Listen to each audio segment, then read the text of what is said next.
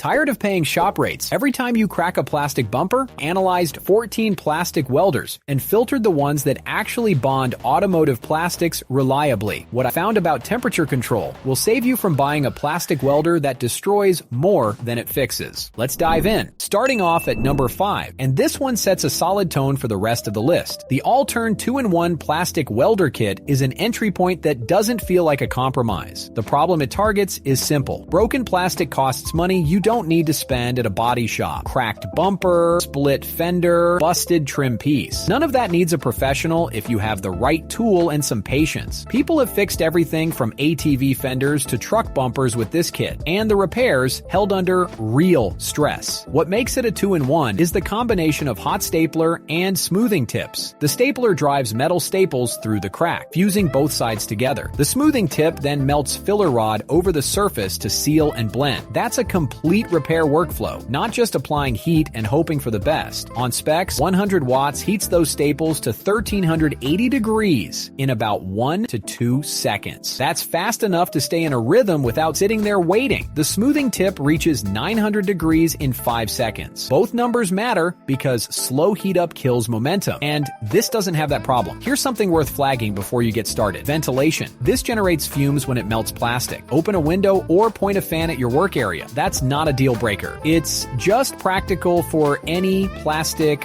welding job, regardless of the tool. The kit ships with 800 staples across 4 shapes, plus 38 filler rods. Plenty for occasional repairs. If you're tackling a large project, the S-shaped staples go fast. That's the one consumable you'll want to stock up on before a big job. One durability note worth mentioning. At least one buyer had the gun stop working mid-project. Allturn sent a replacement overnight to let them finish. That kind of response matters more than people give it credit for when you're mid-repair. As a starter kit for automotive plastic repair, this is hard to beat for what you're getting. You'll find the link in the description. Moving on to number 4, the JOUNJIP 80-watt plastic welding kit. And what stands out here right away isn't the tool itself, it's how complete the package is. You get 2 boot tips and 2 triangle tips included. That distinction matters in practice. The boot tips let you feed rod directly into a crack while ironing it flat. The triangle tips give you more surface area for wider damage, like filling and building up material across a split panel. Having both from the start means you're not sourcing accessories separately before your first repair. There's something they don't usually highlight with tools like this: safety certification. This unit is well certified, independently tested and approved by Underwriters Laboratories. When you're working with a tool running at 525 degrees Fahrenheit, that validation carries real weight. The 80 watts delivers consistent heat for polypropylene and polyethylene repairs. The plastics you'll deal with most on bumpers, fender liners, and trim pieces. No temperature control dial here. You plug it in, give it about 4 minutes to reach working temp, and go. Some people want adjustability. For the plastics this kit is built around, the fixed heat holds up. Just don't move the tip too quickly or you won't get a proper weld bead. Now, the honest tension. Early production tips had a bending issue under pressure. The company updated them, but it's worth knowing. And there's one report of the unit failing after 2 uses. Isolated, but not nothing. Here's the thing that actually builds confidence in this pick. The customer service is genuinely responsive. Several buyers had hardware problems and got replacements shipped same day. No friction. Someone called with a question and an actual person picked up. For a tool you're counting on mid-repair, knowing the brand backs it up changes the calculation. People who've been using this kit for 2 years straight confirm it holds up. That kind of track record matters more than first impressions. The link is in the description. Number 3 lands in the middle of this list and earns it. The JOUNJIP 80-watt plastic welding kit is probably the most complete package here. For the kind of repairs most people actually face, it delivers. Start with what it's solving: a cracked bumper, a snapped fairing tab, a leaking water tank on a work truck. Shop repairs on those can run hundreds, sometimes more. What this tool does is bundle everything into one box: rods, mesh reinforcement, aluminum tape, sandpaper. You're not buying the iron and hunting for consumables separately. That wire mesh is worth calling out specifically. It gives the weld bead structural backing on bigger cracks. That matters when you're repairing something that needs to flex or hold tension over time. 80 watts heating to 525 degrees Fahrenheit is where things get interesting. Polypropylene is notoriously hard to bond with adhesives. Most epoxies simply don't grab it. Some technical guides say you need 575 degrees to weld PP properly, which puts this tool short on paper. But someone used it to reattach a completely snapped PP motorcycle fairing tab, and it held through serious road vibration. That real-world result says more than a spec sheet. The UL certification matters here too. You're You're dealing with heat and plastic fumes. That credential means the tool and process have been independently tested for safety, not something every budget kit can claim. Here's the honest weak point. The tip foot is soft metal, and it bends. Not eventually, fairly quickly under regular use. One buyer drilled a small bit down the shaft to reinforce it, and it held from there. That works, but it's extra effort before your first repair. Worth knowing going in. Consistent tip from people who've used it. Preheat for 10 minutes before starting. Work in a ventilated space. Plastic fumes build up fast in an enclosed area. For a full kit that covers bumpers, tanks, fairings, and trim,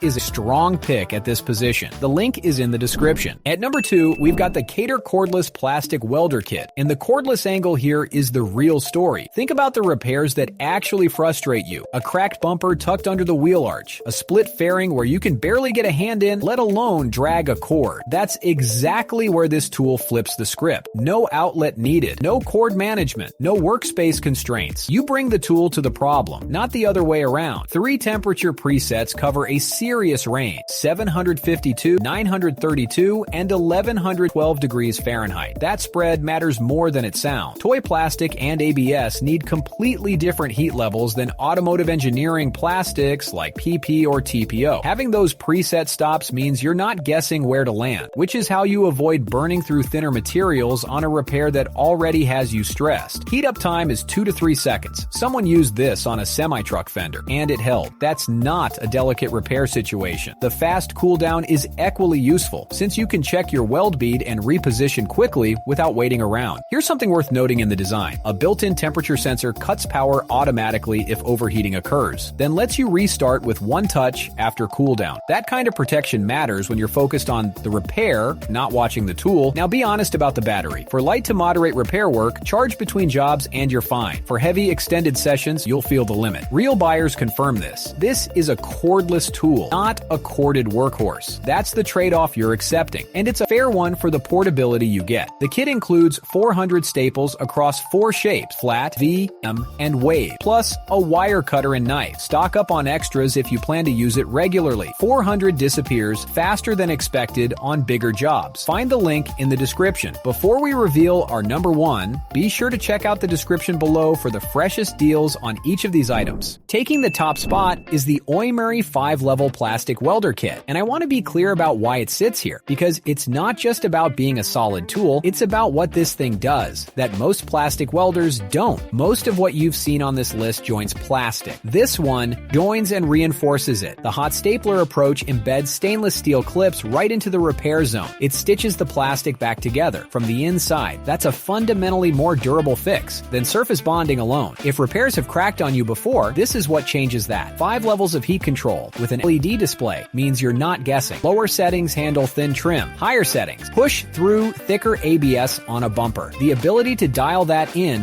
matters. Run too hot and you burn through the panel. Not a lesson you want to learn twice. It heats up fast. Small detail, but if you've worked with slow heating tools on a tight timeline, you know exactly how much that affects a job. The kit comes with 800 staples across multiple shapes. That variety covers different joint types, flat repairs, corners, stress points, and the range of what people have actually repaired with this tells its own story. Dashboard trim, mower hoods, gas caps, kayaks. If it's plastic and it's cracked, this has a good answer for it. Someone with 12 years of professional bodywork experience rated it above more expensive units they'd used. That carries weight. A couple of honest quirks. When you clip the staples, the cut ends leave sharp points. Handle them carefully. Sustained use with the blade at higher setting. The leads can get warm. Not a deal breaker, but worth knowing going in. What puts it at number 1 isn't any single feature. It's the combination. Real temp control. A reinforcement method that actually holds, and enough consumables to work through a serious backlog. The link is in the description. You now know which kits actually hold and which ones fall apart after 2 repairs. If budget is the main filter, number 5 is where to start. If your repairs happen away from an outlet, tight wheel arches, field repairs, number 2 handles that. If you want real temp control and a weld that reinforces instead of just bonds, number 1. Prices on these move, so check the links in the description before they shift.